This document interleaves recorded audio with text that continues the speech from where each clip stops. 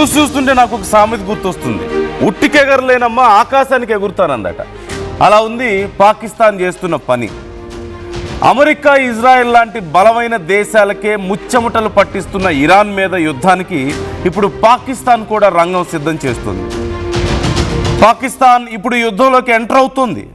Saudi అరేబియాకు Pak బలగాల్ని తరలిస్తుంది. సౌదీకి 13,000 మంది పాక్ సైనికుల్ని, 18 fighter జెట్లను తరలిస్తుంది. సౌదీపై Iran భీకర దాడుల నేపథ్యంలో పాకిస్తాన్ నుంచి ఈ భారీ సైనిక రక్షణ మద్దతుని సౌదీ అరేబియాకి పాకిస్తాన్ ఇస్తోంది. గతేడాది పాక్ సౌదీ మధ్య ఈ వ్యూహాత్మక రక్షణ ఒప్పందం కుదిరిన విషయం మనం చూసాం.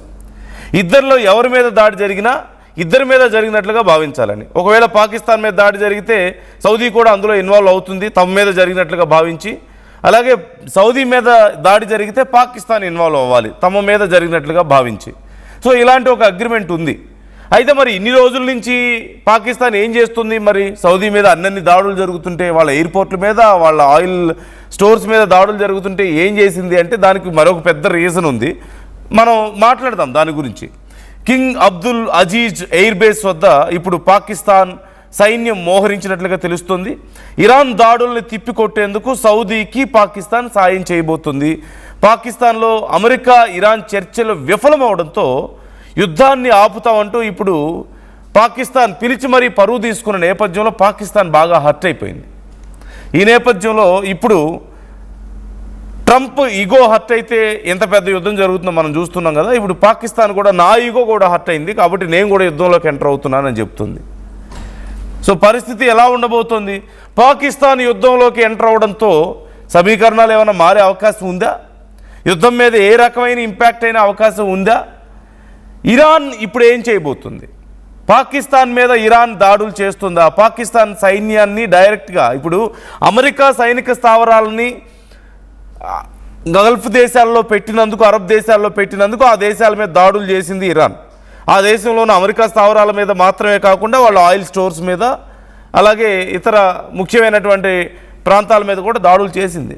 మరి ఇప్పుడు పాకిస్తాన్ డైరెక్ట్గా ఇరాన్కి వ్యతిరేకంగా సౌదీ అరేబియాకి సపోర్ట్ చేస్తూ వాళ్ళ సైన్యాన్ని పంపిస్తుంటే ఇరాన్ చూస్తూ ఊరుకుంటుందా?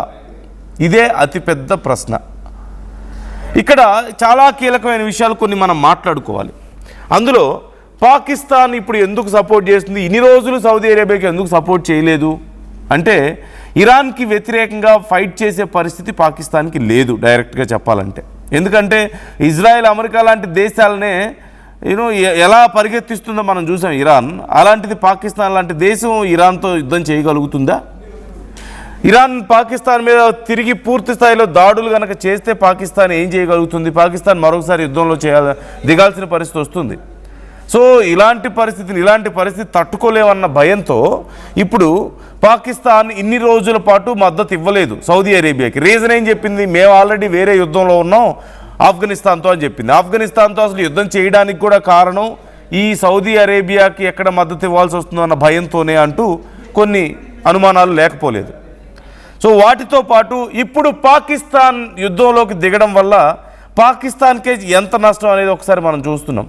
పాకిస్తాన్లో ఉన్నటువంటి ప్రజలు యుఎస్ ఎంబసీ మీద దాడికి ప్రయత్నించారు. ఇరాన్తో యుద్ధం చేస్తున్నందుకు వ్యతిరేకంగా, నిరసనగా పాకిస్తాన్లో ఉన్నటువంటి పౌరులే యుఎస్ ఎంబసీ మీద తీవ్రమైన దాడికి ప్రయత్నించడం, ఆ టైంలో కొన్ని వేల మంది, ఒకరిద్దరు కాదు కొన్ని వేల మంది రోడ్ల మీదకి రావడం మనం చూసాం. యుఎస్కి వ్యతిరేకంగా, ఇరాన్కి మద్దతుగా. అంటే పాకిస్తాన్లో ఉన్న చాలామంది ప్రజలు ఇరాన్కి మద్దతు ఇస్తున్నారు. అక్కడ ఉన్న షియాలు అనుకోండి, షియా ముస్లిం సంఖ్య కూడా చాలా ఎక్కువగా ఉంది అక్కడ. సో ఇప్పుడు వాళ్ళందరూ మరొకసారి రోడ్ల మీదకి వచ్చే పరిస్థితి కనిపిస్తోంది. అంటే పాకిస్తాన్లో మరొకసారి ప్రభుత్వానికి వ్యతిరేకంగా తీవ్ర ఉద్రిక్త పరిస్థితులు చోటు చేసుకునే అవకాశం ఉంది. ఇప్పటికే పాకిస్తాన్ని ఇరాన్కి మద్దతు ఇవ్వమని చెప్పేసి ఆ ప్రజలు కోరుతూ వస్తున్నారు చాలామంది. మన సాటి ముస్లిం దేశం మీద ఇంత పెద్ద దాడి జరుగుతుంటే మీరు ఏం గాడిదలు కాస్తున్నారని చెప్పేసి వాళ్ళ ప్రభుత్వాలని వాళ్ళ ప్రజలు ప్రశ్నించారు. అలాంటి పరిస్థితుల్లో డైరెక్ట్గా పాకిస్తాన్ ఇరాన్కి వ్యతిరేకంగా వాళ్ళ సైన్యాన్ని పంపించాల్సిన పరిస్థితి వచ్చింది. మరి పాకిస్తాన్లో ప్రజలు ఊరుకుంటారా? అప్పుడు రోడ్ల మీదకి వచ్చి ఎంత పెద్ద గొడవ చేశారు. ఇప్పుడు అంతకంటే అప్పుడు కాల్పులు జరిగాయి, కొంతమంది ప్రాణాలు కూడా పోయాయి పాకిస్తాన్ పౌరులు. ఇప్పుడు ఇంకా పెద్ద గొడవ జరిగే అవకాశం ఉంది. అంటే పాకిస్తాన్ ఇప్పుడు ఈ యుద్ధంలో వేలు పెట్టడం వల్ల ఇరాన్ దాడులు చేసే అవకాశం ఉంది వాళ్ళ సైన్యం మీద, ఆ దేశం మీద. మరోవైపు సొంత దేశంలోనే తీవ్రమైనటువంటి వ్యతిరేకత వచ్చే అవకాశం కనిపిస్తుంది. ఇదంతా అసలు దేనికోసం చేస్తుంది అంటే, ఇప్పుడు ఈగో హర్ట్ అయింది పాకిస్తాన్కి. ఎందుకు ఈగో హర్ట్ అయింది అంటే పాకిస్తాన్లో చర్చలు జరిపి అవి సక్సెస్ చేసి ఇక మా అంతటి వాళ్ళు లేరు ప్రపంచంలో, మేము శాంతి దూతలం, శాంతి కపోతాలం అని చెప్పి చెప్పుకోవడానికి పాకిస్తాన్ ప్రయత్నం చేసింది. నోబెల్ ప్రైజ్ కూడా కావాలని చెప్పేసి వాళ్ళు మీడియా గగ్గోలు పెట్టేసింది. సో వాళ్ళకున్న మరకలన్నీ తుడుచుకోవాలనుకుంది. తీరా చూస్తే ఇరాన్ ఒప్పుకోలేదు. అసలు ఇరాన్కి చర్చలే ఇష్టం లేదు పాకిస్తాన్లో, ఫస్ట్ ఆఫ్ ఆల్. రెండోది, ఇరాన్ ఒప్పుకోలేదు వాళ్ళ న్యూక్లియర్ ప్రోగ్రామ్ని క్యాన్సిల్ చేసుకోవడానికి. సో చర్చలు విఫలమయ్యాయి. పాకిస్తాన్ని ఇప్పుడు ట్రంప్ రెచ్చగొట్టాడు. ఏం పెద్ద మనిషి అయ్యా నువ్వు, నువ్వేదో పెద్ద సాధిస్తావు, నువ్వేదో పెద్ద చేస్తావు అని చెప్పేసి నిన్ను నమ్మి మీ దేశంలో పెడితే మేము వాళ్ళను ఒప్పించలేకపోయావు, నువ్వేం పెద్ద మనిషివి, నీకేం చేత కాదు అని చెప్పేసి ట్రంప్ పాకిస్తాన్ని రెచ్చగొట్టాడు. ఇప్పుడు పాకిస్తాన్ ఇక అది చూసి రెచ్చిపోయి సౌదీ అరేబియాకి సైన్యాన్ని పంపించింది.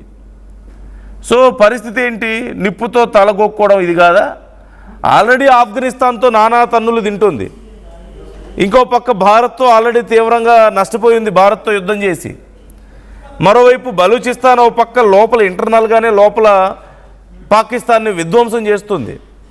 ఎటు చూసినా యుద్ధమే. ఇలాంటి పరిస్థితుల్లో ఇంకో పక్క డబ్బులు లేక, అప్పులు పుట్టక, ఇచ్చిన అప్పులు అడుగుతుంటే ఏం చేయాలో అర్థం కాక, తప్పించుకోలేక నానా కష్టాలు పడుతూ కన్నీళ్లు పెట్టుకుంటున్నాడు వాళ్ళ ప్రధాని, ఏమీ చేయలేక చేతగాక. ఈ పరిస్థితుల్లో యుద్ధం అవసరం వచ్చిందా పాకిస్తాన్కి? ఏం సాధించడానికి? సో ఇదే ఇప్పుడు అతిపెద్ద ప్రశ్న.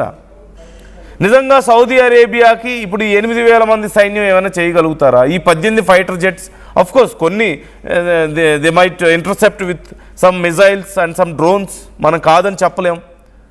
పెద్దగా ల్యాండ్ మీద సైన్యం పెద్దగా వాళ్ళకేం యూజ్ అవ్వదు.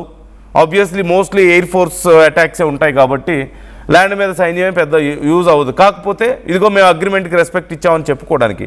But are they really committed for that agreement అంటే కాదు.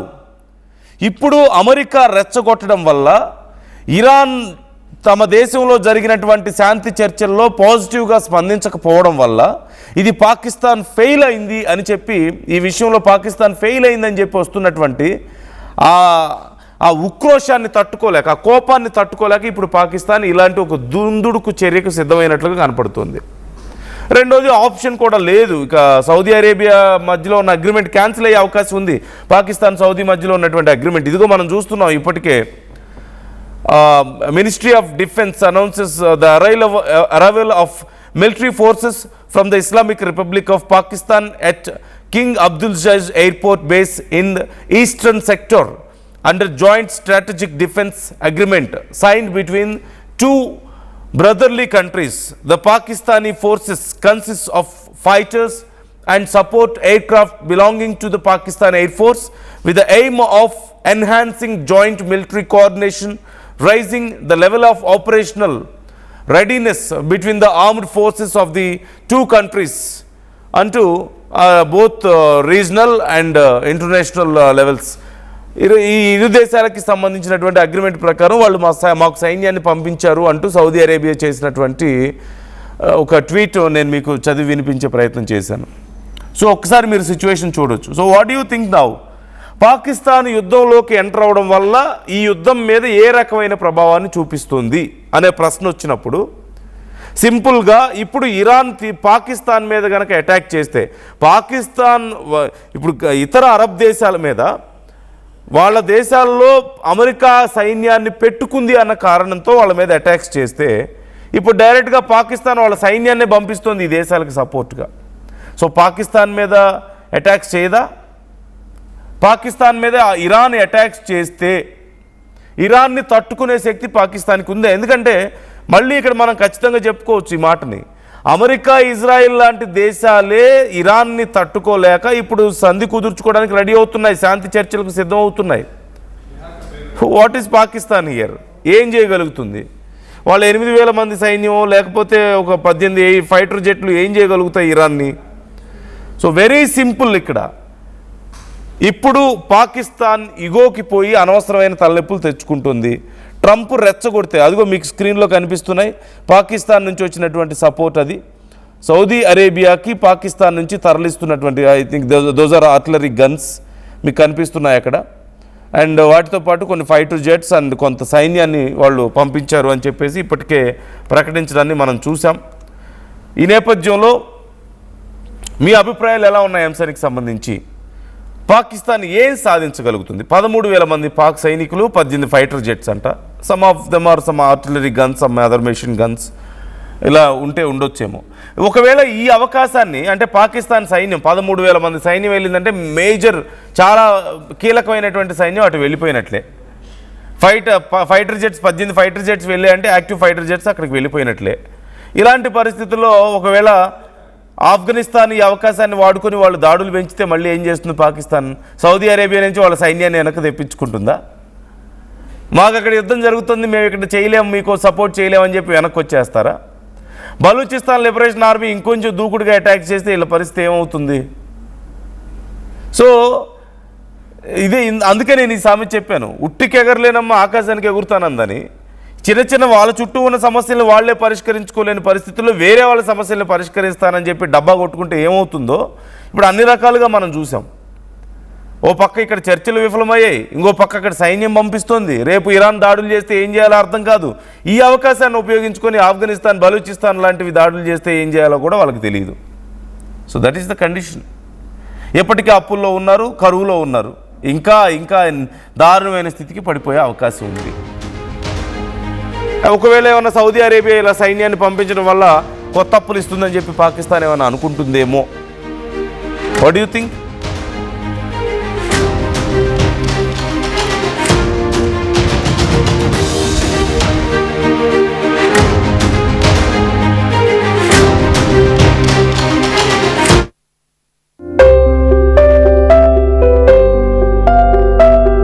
చిన్న చిన్న ఆనందాలు 35 ఏళ్లుగా నా జీవితంలో లేవు. 35 ఏళ్లుగా నేను డైపర్లలో బ్రతికాను. 6 సెంటీమీటర్ల ఫిస్టులా నా మూత్రాశయంలో లీక్ కారణమైంది. ఎవరూ నాకు సహాయం చేయలేకపోయారు. ఏఐఎన్యూలో వైద్యులను కలిసే వరకు. అక్కడ వారు రోబోటిక్ శస్త్రచికిత్సతో నాకు పరిష్కారం ఇచ్చారు. వారు నా ఆత్మవిశ్వాసాన్ని కూడా తిరిగిచ్చారు. Precision care makes it possible. The Center for Robotic Surgery at AINU